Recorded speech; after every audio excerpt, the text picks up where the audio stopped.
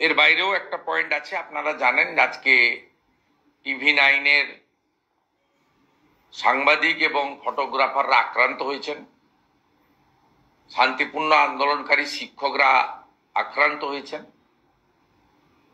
আমি ইতিমধ্যে সোশ্যাল মিডিয়াতে সরব হয়েছি যে পশ্চিমবাংলায় গণতন্ত্রের চতুর্থ স্তম্ভ সাংবাদিকদের উপরে বারে বারে শাসক দল বা পুলিশের দ্বারা আক্রমণ ঘটে এবং সংবিধানের সবগুলো স্তম্ভর সাথে সাথে চতুর্থ স্তম্ভও আক্রান্ত। এবং খুব আশ্চর্যজনকভাবে কলকাতা প্রেস ক্লাব তারা কার্যত তৃণমূল কংগ্রেসের একটি শাখা সংগঠনে পরিণত হয়েছেন।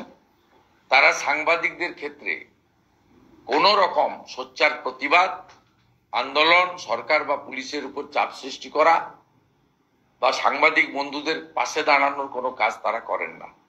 এটা অত্যন্ত পরিতাপের বিষয়। এটা অন্য রাজ্যে হয় না। সেখানে সাংবাদিকরা আক্রান্ত হলে সংঘবদ্ধভাবে সাংবাদিক সংগঠন প্রতিবাদে নামে। এই রাজ্যে সাংবাদিকদের মধ্যেও ওরা চালু হওয়ার জন্য আজকে সাংবাদিকরা তাদের কর্মক্ষেত্রে এই প্রবল গরমের মধ্যে ঝুঁকি নিয়ে তারা কাজ করছেন।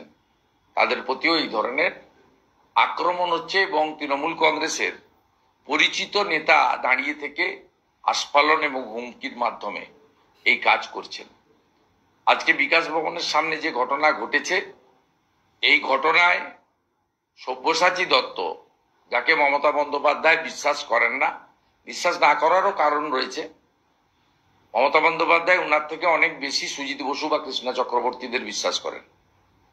তাই সব্যসাচী দত্ত তৃণমূল কংগ্রেস বা মমতা ব্যানার্জির কাছে একটা লেঠেল বাহিনীর নেতা হিসেবে পরিচিত। এর আগে ভাঙড়ে পাওয়ার গ্রিড আন্দোলন ভাঙার জন্য তাকে ব্যবহার করা হয়েছিল।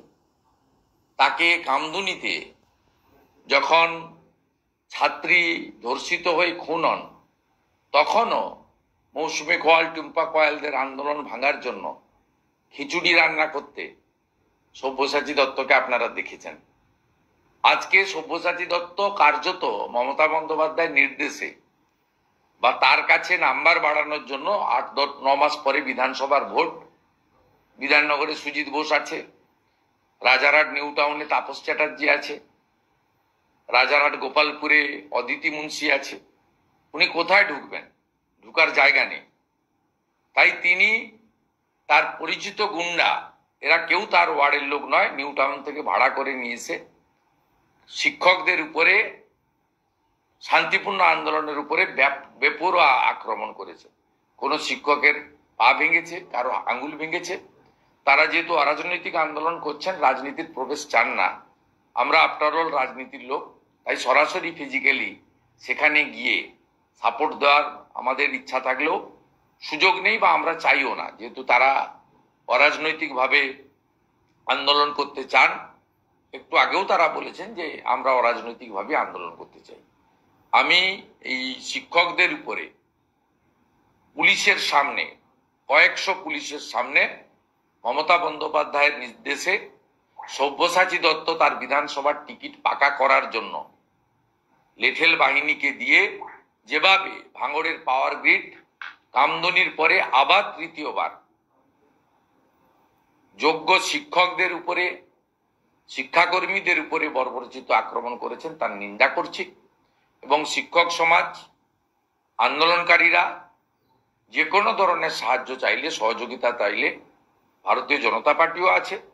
আমরা যারা রাজ্যের বিধায়ক আছি বিরোধী দলের, একমাত্র বিরোধী দল বিধানসভায় বিজেপি, বা বিরোধী দলনেতা মানে শুধুমাত্র একটি রাজনৈতিক দলের নয়, সরকার বা সরকারি দলের দ্বারা যেই আক্রান্ত হবে তার পাশে আমরা দাঁড়াই। ভোটের কথা সবসময় ভাবি না। সেক্ষেত্রেও তারা ভবিষ্যতে সহযোগিতা চাইলে বা যে কোনো মুহূর্তে সহযোগিতা চাইলে আমরা করব।